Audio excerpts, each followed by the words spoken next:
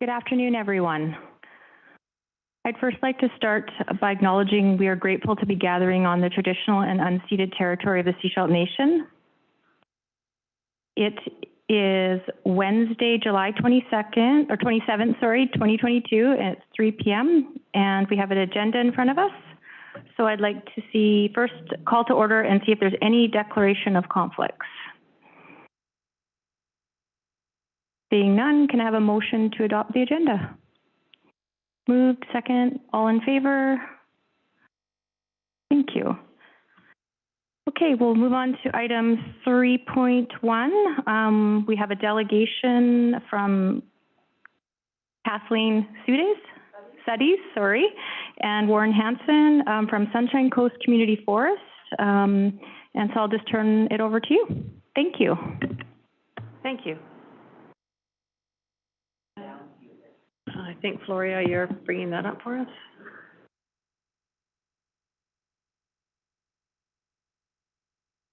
Did you want to change the view?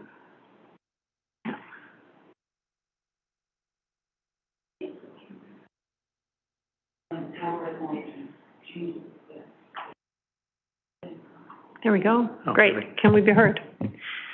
Thank you. Thank you very much, Mayor and Council, for having us. My name is Kathleen Suddies. I'm the current chair of the Board of Directors for the Community Forest, and beside me is Warren Hansen. He's our operations manager and registered professional forester. Amongst other things, he's gold mine for us. Today, we just want to give you a really brief overview of where we are currently with ecosystem-based management, what we're doing, and what the very short-term future is going to be bringing. So it's going to be a very, very brief 5,000-foot level, and we'll have lots of time for questions afterwards. So with the community forest in 2021, this is sort of an oversight with regard to what we did during that last economic year. So we had 15,474 cubic meters harvested. It amounted to about $2.9 million for value. 100% of our harvest was sold locally, so either 25% to local mills or 75% to mills down in the Lower Mainland. And then you can see here with a bit of a graphic sort of, our forest management and wood harvesting where it comes down to. So community firewood program to saw logs and then to the pulpwood and such. Can you Kathleen, hold on 1 second. We're not seeing it on Zoom. Oh, okay. If we could just, Your Worship, if we could just pause for just a moment, Floria will fix that.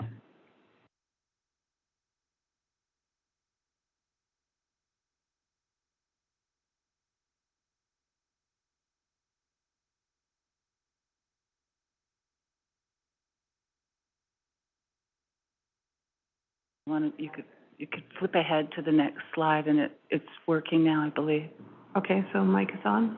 Well, just so you don't have to repeat yourself. Right. Okay. Yeah. So, and then we've talked about this slide being sort of the equivalent of it sort of gives you the value of what we've been harvesting, what it's worth in value, and the fact that we're 100% local with regard to what we do with our harvest. It doesn't get shipped off as raw logs to parts unknown. It's all local.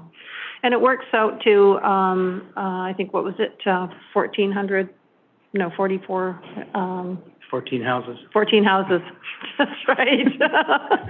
Putting it in scale. So, and during 2021 and through into 2022, the community forest has also provided about $1.3 million in economic activity by the way of operational expenses, contractors, local professionals, various services that we've contracted out. So it's a really nice way to be able to contribute to local community. Also in 2021, there was $10,000 for improved access to Fair Lake. There was some funding given to the Tetrahedron Outdoor Club to improve access and snow plowing into the park. Then $30,000 was directed towards improvements to the Mine Road and then Carlson Point Road, Mason Road for access. So the community forest is really, really motivated in being able to provide these kinds of assets for community. So for us, as we move forward, of course, ecosystem-based management is the catalyst for our change. We declared ecosystems-based management, or EBM, about 14 months ago, and we've been working very hard to get to where we are, and we're very, very proud to have achieved actually a whole lot in a very short period of time. So the foundation building for EBM continues through 2022. So we have a planning team that we meet bi-weekly. It's science-led. We have community engagement that we've rebooted, and we also, part of EBM planning is very much integrated or chooses or wishes to harmonize with Shisho cultural and traditional rights. Part of that EBM planning is the tenure-wide assessments, which is also the understanding what our assets are out there. That's everything from blue and red listed plant communities, old forests that we can now recruit into future old growth forests, vulnerable ecosystems, biodiversity, and then also, of course, future climate change impacts. We're all on the front end or the bus seat for that one as it hits us. And the foundation inventories. And then harvesting sustainably. It's block harvesting based on these principles of environment, biodiversity, water, all those foundations. Future old growth reserves, again, is an important point. Sustainable harvesting, and then, of course, road deactivations and climate impacts, because we see that with flooding, and especially with last winter, there was issues all across the province. I'm going to let Warren take over here at this one for the technical aspect of it, but he'll talk about our EBM mapping and reserves. Yeah, so right now we're working with Lori Kremsetter and with as well as Anna Ewell with McTavish. And first of all, when you do EBM, we need to look at the context as a larger area. So landscape level reserves, where our old growth is, where the community is using recreational assets. And then how we can try to make sure that we can protect these ecosystems. So what we're showing here is landscape level reserves around recreation sites, around old growth recruitment areas, deer winter range, and a plethora of different sensitive ecosystems. And so from that, we're able to then move forward with the who, what, why, where, when it comes down to our operational planning. So these areas here shown on the slide is areas that we aren't planning to go into that function as alternatives to deferrals, basically not from being deferred from harvesting. And this is really showing you just an overview of some of our planned harvesting that's going to be in the next 2 or 3 years. And right now we just harvested a block by Trout Lake in spring 2022. We have another block being planned just above the airport, EW24. And another block planned called HM70, which is another block near Trout Lake. We plan to harvest HM70 around 2022-2023, winter 2023. And the last ones are a group of blocks that's around the Angus Creek by the Gravity Park above the community of Sandy Hook. So really, what we're in this slide, we're trying to we concentrate, we spread our harvesting around in different areas to ensure balance between all three harvesting areas. I just wanted to show you kind of some of the planning changes we made as in context to some of the provincial initiatives that have been going on. And the provincial initiatives are old growth recruitment and providing up to 10% is old growth recruitment, as well as old growth deferrals. And as a policy, our community forest we're not logging old growth because there's very little old growth within our community forest. As well, though, we're looking hard at what our future old growth will look like. So we had a block, HM70, and we had, and it overlapped when we first initially did the block and proposed the block, it overlapped with some of these provincial initiatives. And so what we did was we brought in Lori Kremsetter and Anna to go out and evaluate what the old growth recruitments are. And our commitment was to provide the best old growth recruitment within our community forest. And and then this is how our blocks and how we were planning in and around these old growth recruitment areas. So this is an area here that we provided for old growth recruitment, just a picture to show you that what makes good old growth recruitment. And then with the harvesting areas within the block isn't necessarily a very good old growth and so what we're looking for is good biodiversity, abundant understory, complex canopies for old growth recruitment, as well, and the other areas have been, they're usually younger stands, they have sparse understory vegetation, and they have very simple canopies. And so that's kind of giving you a bit of a contrast. So just to highlight some of the planning that we've been doing, and this is the kind of rigor that we're now doing with the community forest in our planning, and what the community should expect from every block that we do. Mm-hmm. So, and I'll continue on with community engagement as well too, but I just wanted to emphasize what Warren was describing and saying there's a tremendous amount of rigor that goes into, and science that goes into every block that we engineer or do the reports on or do the preparations on, and there's a lot of changes. You'll start with a block map that's pretty simple, and by the time it's ready to be considered a finished document, there's been many changes that have gone through multiple levels of review, including multiple levels of review by the Sechelt Nation. So it's quite a rigorous process, and we're really happy and proud to be a part of that. So just jumping back to community engagement activities, that was one of our commitments when we started this announcement with EBM, was to also reboot our community engagement. And this image here was taken up at the recent Fish Hatchery Fry Release Day, and our summer student, Michelle Wells, was up and helping with volunteers, and they made a scavenger hunt for the kids, which was really kind of fun. It was very well received. Also with our community engagement activities, very successful Firewood Program. We do numerous special events. The Sunshine Coast Community Forest supported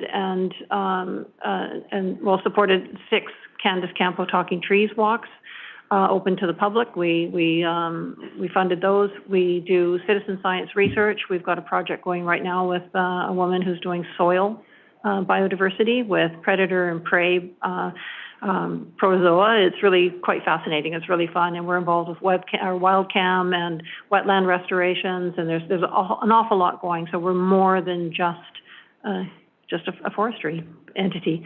It's really quite something. And this is a couple of our directors volunteering at the Firewood Program. And the Firewood Program provides it helps with tree poaching. It helps us keep our waste up in the cuts down. It's a way of really providing firewood for people who can't afford to heat their homes, because we have a program in place where we identify families that are in need and they get their wood free. And then if you can afford to buy your firewood, you can buy your firewood. It's been very, very successful. And Sarah was really the lead on that in the beginning, and she deserves a lot of kudos. This summer, the Community Forest hosted the Coastal Silviculture Conference and Workshop, where we had 90 professionals come, and it was their very first in-person post-COVID workshop. And the Community Forest was really, really proud that they chose the Sunshine Coast to come to. They spent 2 days up in the Community Forest walking around and doing their workshops, and then the nighttime event was held at the Botanical Gardens, and the Botanical Gardens shone like a jewel in the crown. It was just beautiful, and beautiful weather, beautiful gardens, and so many young people in this crowd as well too. And it was really inspiring, because you see the future, people that are environmentally minded, and it's quite exciting. Also, we're involved, of course, as you know, with grants, donations, and event, and also community benefit. In July, we were able to provide some additional funding to help complete the CIA poll, the reconciliation poll. So we're very happy and proud to be that. We've also contracted 2 professional community engagement coordinators. We've contracted with Alicia Lavache and Rebecca Clady, and they're helping us develop and to facilitate community engagement as something that can be sustained, meaningful, and measurable. There is an email, community@sccf.ca, that they can be reached at, and it'll be everything from in-person engagement to one-on-one interviews. And Alicia is here with us today, so at the end I'll get her to pop her face in towards the camera so people can actually see her. And thank you. That's going to be it. Alicia, I'm going to have you to come and say a quick hello in the mic, and then people can see you're a real person. Hello, all. I guess folks online probably don't see. Yeah, you might have to scrunch down, but yeah. Oh, there you go. Okay. So, yeah. And the other thing I was going to mention is you will be seeing more of me, the counselors and staff at the District of Sechelt. And we are going to try to do a little survey for today in terms of if you want to give us feedback on your thoughts about community engagement moving forward. That would be really appreciated. Thanks. Thank you. Thank you, Alicia. Thank you. Is there any questions? Council, any questions or comments?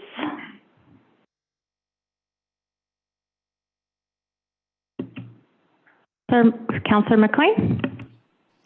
Yeah, thank you. I just note that two of the community engagement projects that you mentioned, providing the totem pole for the reconciliation project and the road clearing for the tetrahedron involve cash contributions. So I'm just wondering how, in your mind, that differs from the legacy fund and why those achieve a different purpose. Well, the legacy fund is a process where community organizations can apply, and they're fairly can be quite significant in the size of the request for funding, and so that the legacy fund grants then go through our legacy fund committee, who make recommendations, and then that gets passed forward as a recommended a grant. And there's certain criteria. Things like the Tetrahedron Road donation and the CIA pole carving, those are below a certain threshold, and so that we have a budget for community engagement, which is something that we can tip into to provide support for these various organizations. So it's a way of sort of having it is a twin process. But the legacy fund granting is oftentimes we're getting, they're quite large. Some of the requests, they can be quite big. I don't know if that answers your question. Yeah, to a degree. The root of my question comes from the fairness behind that. So what I'm really hearing is that the community engagement is more board driven rather than external requests, whereas the grants are requests coming externally.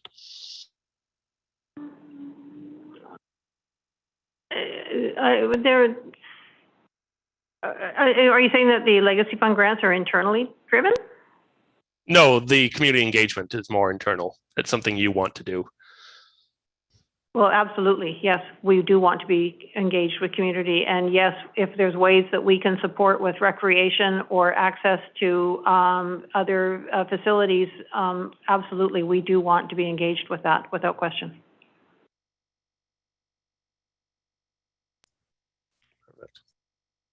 Follow up, Councillor McLean? No? Thank you. Any other questions or comments? Rowe. Hi, thanks for your presentation. Who sits on the planning team? You answer that. We have Kathleen's on the planning team, as well as we have two ecologists, forest ecologists, is Anna Yule and Lori Kremsetter. They are the two leads with the EBM planning team. As the Alicia is the communications, she sits on that as well, because there's a very much a communication aspect to it when we're going to be reaching out to the community.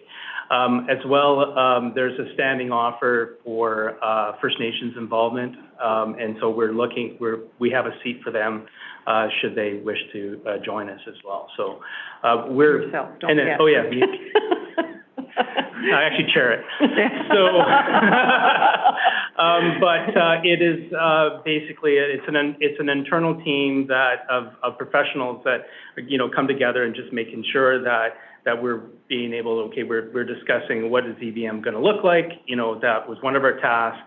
What is our communication going to look like, and then put that forward to implement that.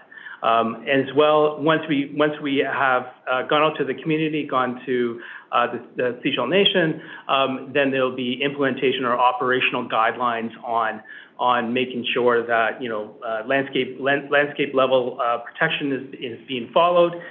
There's also an adaptive management program with it. So there's either through third-party monitoring or, to report back to the community on how we're doing.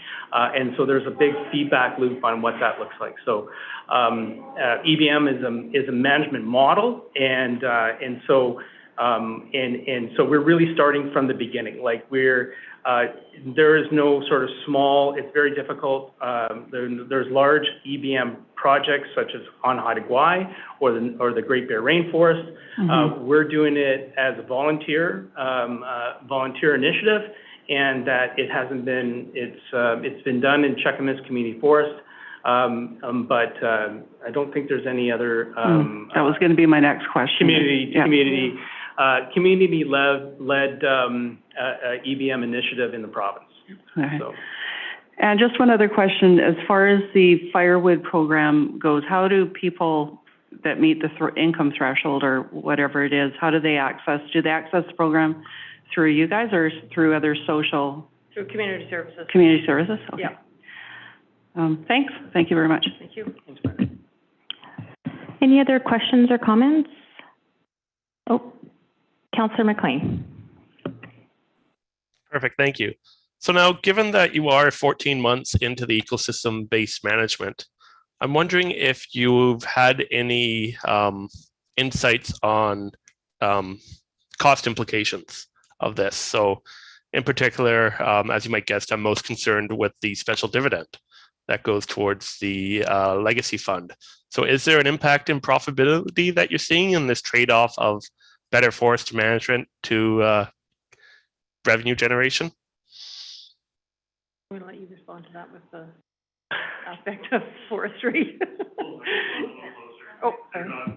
Okay. It's a good question, Matt. I think that as part of an EBM planning, as an EBM team or EBM management plan, we're looking at ecosystems first, and so when you have less than 30% of protection for ecosystems, you start seeing a massive decline in populations and impacts on different populations, whether it be flora and fauna or insects and mammals in their interactions.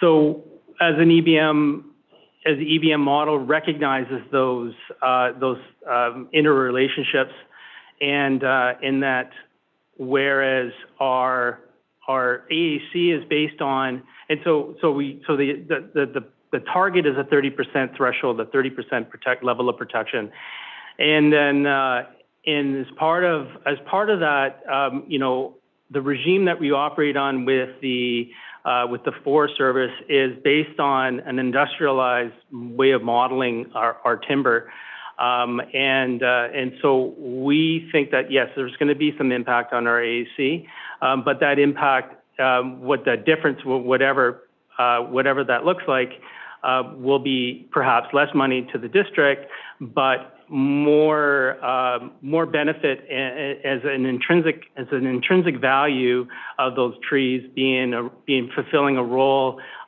for those ecosystems, for recreation, for other things that are not necessarily converted into a financial capital. Could you explain what AAC is? Oh, annual allowable cut. And so annual allowable cut is the amount that we're mandated to harvest per year, which is 20,000 cubic meters per year. Yeah. Right. So we understand that, and we're looking at making sure that if there is any reductions in that AAC, that it's value driven. So.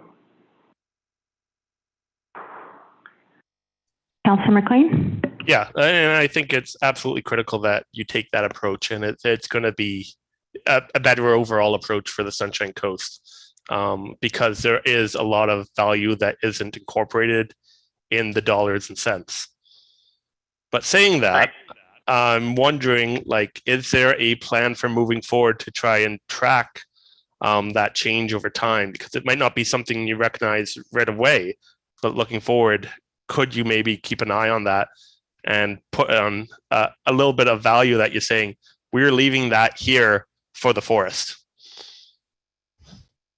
It's a good one, yeah, for sure. And what we have incorporated is kind of an adaptive management approach, and as part of that is these metrics that we have to collect. Perhaps we have a very good understanding of what we were doing before, not a very good understanding what this future is going to look like. So yeah, definitely, being able to monitor and track that and report on it back to the community about what that value looks like. And we're also planning on tracking the whole process of getting to where we want to be eventually with EBM as well. It's a learning curve for us, and as I say, we're unique because of our size and what we've undertaken, and as Warren mentioned, it is a voluntary process that we've undertaken, and it's worth keeping track of the lessons learned, the scraped knees, the successes, and because maybe there's somebody else that wants to learn from our mistakes, and we can and move forward with that. But we're very, very proud of what we're doing. Sorry, just as also too, it gives us the ability to initiate carbon projects as well. So it's not, we're not being left to government into what a carbon project could look like. So it gives us these sort of other opportunities, these funding grants and other things like that through the federal government that gives us the ability to implement or initiate some of these projects. Mayor Sievers. Thank you. So the agreement that we have with the provincial government is 100,000 cubic meters over 5 years. Over 5. Average 20 each year, so that we get that. But it doesn't mean we have to cut 20 a year. No. So where are we in that 5-year plan? Because one of the issues that we know we're going to need to deal with at some point is if we don't cut the 100, what does that look like? They can actually take that and reallocate it. So I'm just wondering where we are in that 5-year plan. Our plan is to try to balance out within 10% of the 100,000. I would say that we're in year 3 of 5. So year 3 of 5, and so we are around 25,000. So we're like in the second year of that 5. So we're about almost a year behind, and so the plan is once this is all sort of finalized, that we can actually start working towards making sure that we balance out to that number. There will be some changes. And so, that 20,000 will more than likely change based on their initiatives that we're doing today. So. Is there any other questions or comments? Okay. Oh, Matt, Councillor McLean. Yeah, thank you. I'm going to jump in with a bit of a comment now. So as you can tell, some of my questions were around the legacy fund and trying to think of how that works moving forward. So right now, the current practice has been that the community forest issues the District of Sechelt a special dividend most years. And there's a policy from 2016, or not a policy, a direction from 2016, where the District of Sechelt holds back about 50% of that, and the other 50% goes towards the legacy fund grants. So from that, we have about $1.3 million sitting in our bank account right now from the legacy fund, or from the community forest special dividends. The challenge I have is that we don't have a vision for these funds. And we don't, in my mind, most importantly, we don't have a policy for guiding how we will spend these funds. They're currently just sitting there and racking up every time we get a special dividend from the community forest. So I've spoken previously about the need to create some kind of guidelines so we can have better transparency behind a future decision. But if I'm being honest, my fear is that these funds will be used for a pet project. So something that may not have the kind of scrutiny that we would expect to see in a normal community funding raising project that requires an AAP, a grant application, or even a tax increase. These funds are ready and available to spend, and I want to ensure that we have some kind of good mechanism set up at the District of Sechelt for ensuring the long-term impact of these legacy funds. So I think I've brought up the idea of creating this kind of policy in the past. Another proposal that I have heard is creating an endowment fund. So taking this $1.3 million, hopefully contributing to it, but then using the interest generated from that account to fund legacy fund projects. What this shift would do is really ensure that any harvesting done from our local forests has long-term benefit for our community. So it goes beyond just benefiting these community groups that we impact. That money will remain there, and it will continue to benefit our community for years upon years. So I really like that idea of an endowment fund for this reserved amount of the special dividends. So I want to put it out there, encourage the community forest to consider that idea, get staff to see how we would do an endowment fund. So I have a couple motions to that end that I'd like to put forward and ask that council consider. So the first motion that I'm going to move is that council directs staff to prepare a business case for the conversion of the reserve community forest legacy funds to an endowment fund. The business case should include investment opportunities and expected rates of return, as well as any policy implications. And then the second one is that council requests that the Sunshine Coast Community Forest presents a plan for funding and disbursement from an endowment fund to the Sunshine Coast Community Forest Legacy Fund grants. This fund should include how the community forest would like to fund the endowment and how they'd like to draw from it for community projects.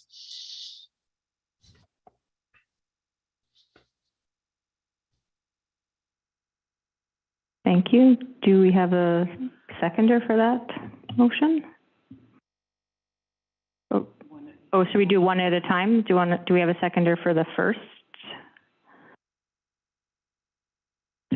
I'll second to get it on the table. Does anyone, the first motion, does anyone have questions? Councillor Toth, you look like you're...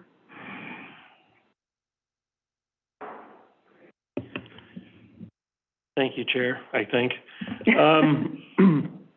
I appreciate what Councillor McLean's attempting to accomplish with this request. I'm not sure that I can support it at this time. I don't know that, I don't know what kind of time this is going to, like what kind of staff time this is going to take,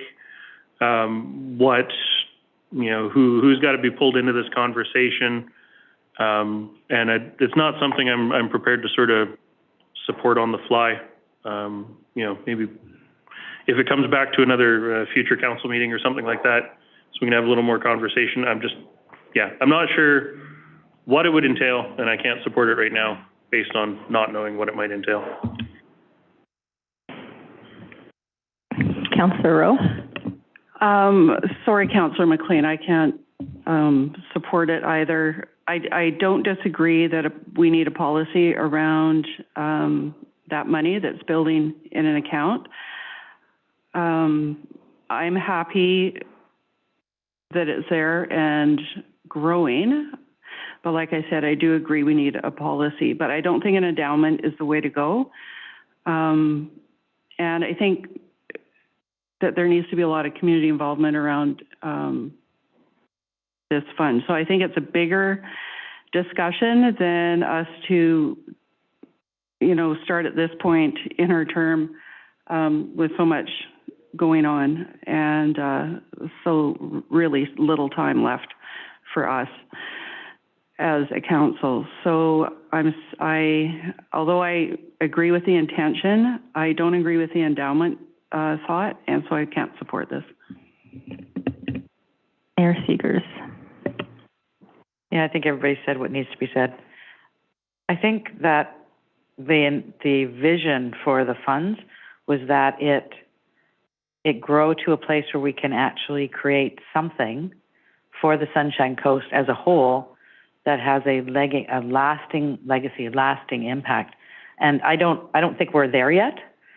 There's been a lot of changes and developments, growth on the Sunshine Coast. I think there's some ideas out there, but I would not be in favor of locking it up in an endowment at this point, because I think it could be some seed money for a bigger project with a more widespread impact. So I know we do need to get there. I don't think we're there yet. And I don't think the community even knows where we should go with it at this point. So I would not support it now. Thanks. Councillor McLean. Yeah, so just for clarity, I think Councillor Toth picked up on this. This is not a motion to commit us to an endowment. It's a motion to study it, to put it on the table, and see what it would mean. I think it's a first step in having this conversation. Yes, we are heading into an election. I don't expect this to be resolved before the election, but it is something that the community should have greater clarity on, and have an understanding of where we want to go. The mayor mentioned how she thought the original understanding is to have a bigger project. That's not in policy.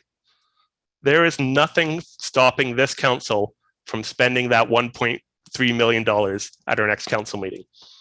If the council wishes, we can do it. It should be a larger conversation. It should be held up by a formal policy, and we should have those expectations, because right now we are holding that money back from the community. When we created the community forest, the idea was to direct dividends back into community projects. So we're holding it back right now, but why? That's something that I think I would like to see further conversation on. I don't think this motion is going to pass today, but is now on the table, and hopefully some people can consider it through the election, and hopefully we can have a very solid process with a lot of transparency behind that decision whenever it does come. Thank you. Mayor Seegers? I think there's something in the actual bylaw that will limit what we can do with it. It actually says in there, it cannot be used for routine district operational expenses or capital expenditures. So we can't just take it and spend it on something that we'd like to do locally. Just can't happen. Staff would not allow us to do that because it's outside of the bylaw that we've approved. So is it going to be a bigger conversation? Okay, do we have any other questions or comments? Okay, so we have a motion on the floor, and so I guess all in favor? All opposed? Okay, I think that's defeated. Thank you. Do we want to move on to the second motion, Councillor McLean? I moved it, but if no one else seconds it, we can just keep on moving. Okay, thank you. Okay, is there any other questions for our delegations? Nope, thank you very much. Much appreciated your time today. Do you have a comment? Yes, go. Yep, absolutely. So a clarifying question for Mayor and Council in regards to this last conversation. So the board also has been thinking about this topic and did approve a motion to have an annual review process with Council in regards to at least moving this topic forward. And so the question is basically with whom? Is there a subcommittee, or is there basically some clarification that the board could get in terms of what's the best way to move forward, especially because I'm hearing that there is a desire for community engagement and to make sure that all of those things are happening cohesively.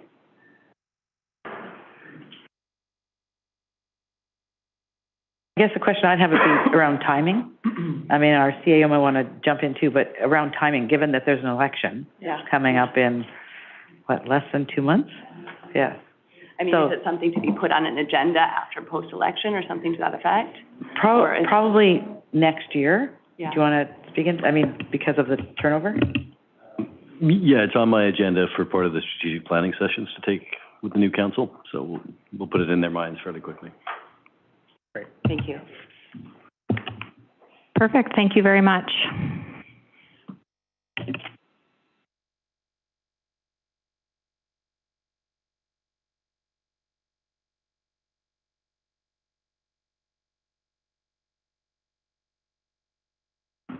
Okay, we'll move on to business items. Item 5.1, we have our 2022 second quarter department progress reports. And I believe we have a report from Manager of Human Resources, Lindsay Roberts. Oh, sorry, can we have a motion to receive the reports first? First, moved, seconded, all in favor? So moved. Okay. So now we have a report from Manager of Human Resources, Lindsay Roberts. I'll turn it over to you. Thank you. I'll just intercede. Thanks, Chair. Oh. We don't have any specific presentations with these reports. The reports are there for Council's consideration. We do have a number of staff available if there's any questions on those reports. Perfect. Thank you. So does Council have any questions for Human Resources?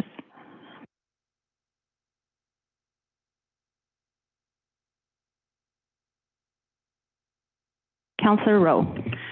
Just a quick one. Do we actually have a go live date for the new website? Generally? Thank you through the chair. So we are looking to have everything in for the website in September, and then from then there'll be a go live date. Thank you. Any other questions from Council? Nope. Okay, excellent. So we will just ask if Council has any questions for Director of Financial Services, David Douglas. Councillor Toth. Thank you, Chair. Looking at page 29, it's listed here in the third to last bullet that in conjunction with the new website, the district will be launching a new online bidding platform. I see that platform is live now. Is the intention that would replace participation in BC Bid, or would it be, both platforms, or, just a little more on that? Thank you. Thank you for the question. Yes, we'll still be advertising on bids on BC Bid as we have in the past, but proponents will actually be sending tenders to our new platform, Bids and Tender. So that's the same process as what we did before. They were emailing them to a procurement email address, and now they're going to be actually going to the platform. So pretty much the same process.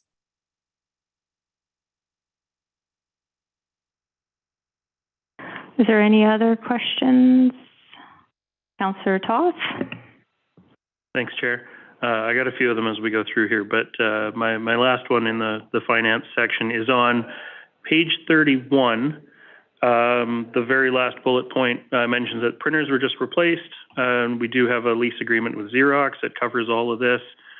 As we move towards more and more digital access and less paper usage, does our lease agreement or our contract with Xerox take that into account? Or are we stuck with X number of printers every 4 years for eternity? Thank you. Thank you for the question. I will have to look into that for you, but I believe that each time the lease is renewed, we would be able to look at the terms of that and then negotiate it.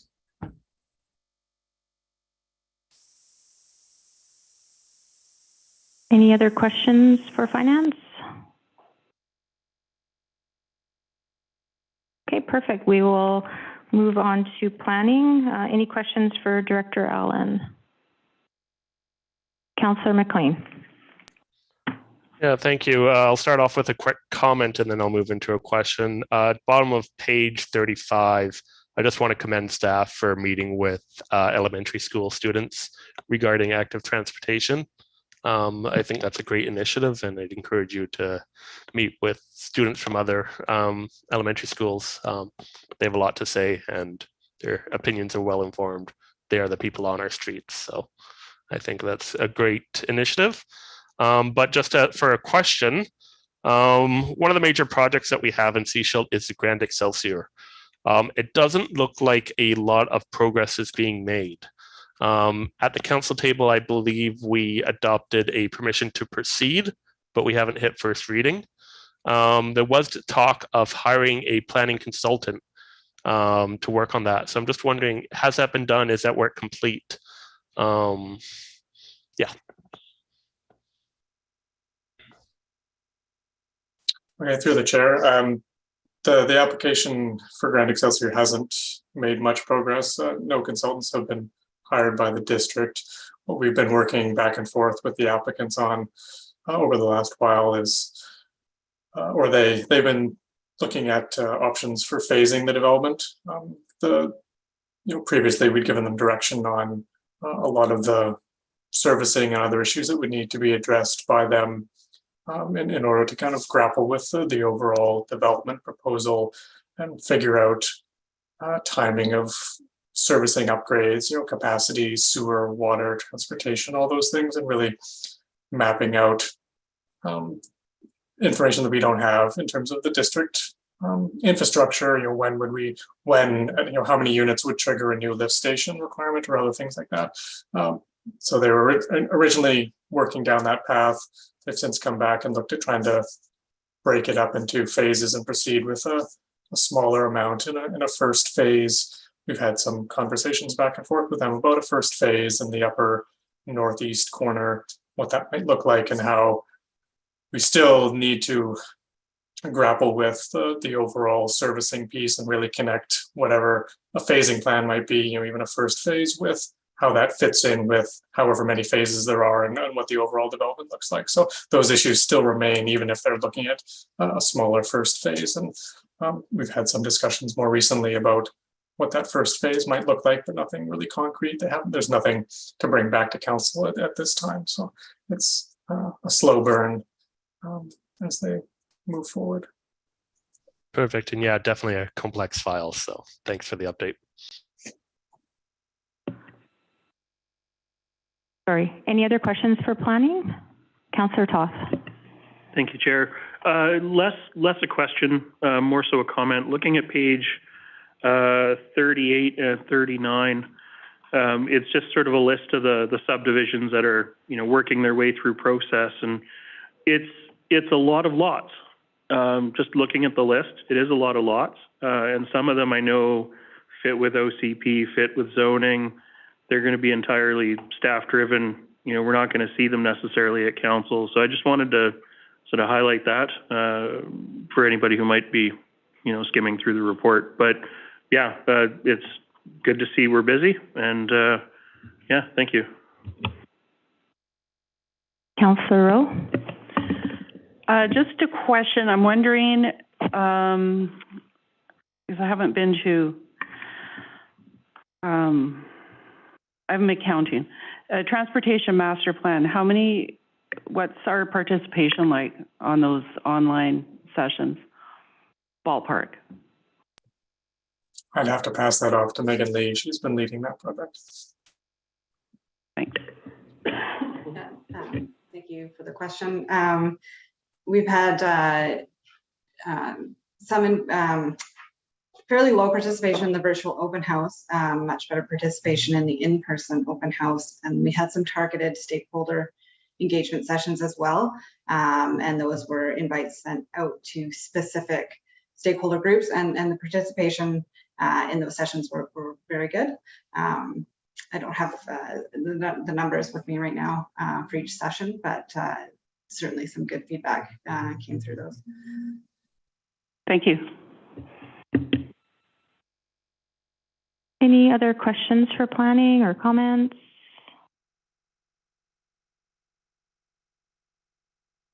Okay, we will move on to, I guess it's engineering. And do we have Director Dillon or do we have Megan today?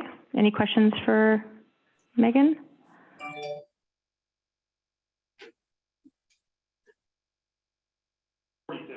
$46.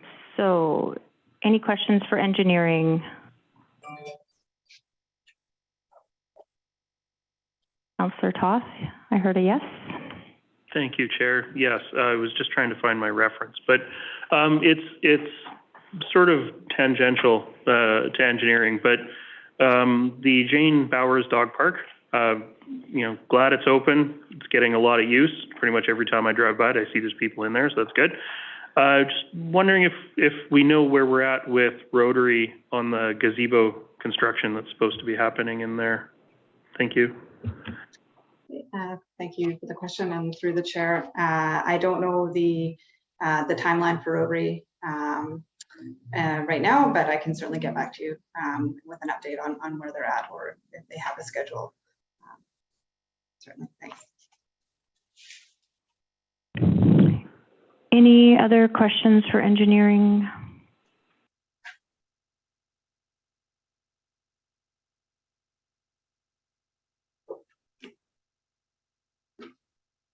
Councillor Toth, do you have another one? Yes, I do. Thank you, Chair. And again, you may not have an answer for this one today either. The ebb tide groundwater well, I know we've submitted an application for licensing that.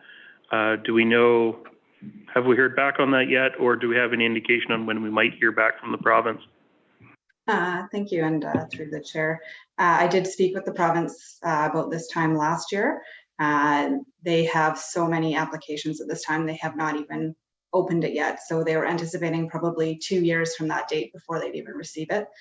So we can expect another year before we hear something from the province. Thank you. I know that that's the case with private applications, because I have one as well that's been in for about a year on a property, and I was hoping that municipalities might get a jump on the queue, but unfortunately, I guess that's not the case. No. Okay.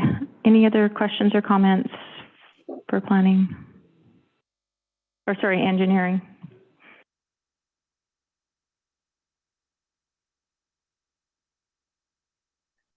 No, awesome. I'd like to thank staff for putting together all this information for us and the public. Appreciate the time that goes into it and the amount of work that you guys do. It's when you can see it on paper, it just really hits home. So thank you very much. And so I guess that's it. I'll look for a motion to adjourn the meeting. Moved, second.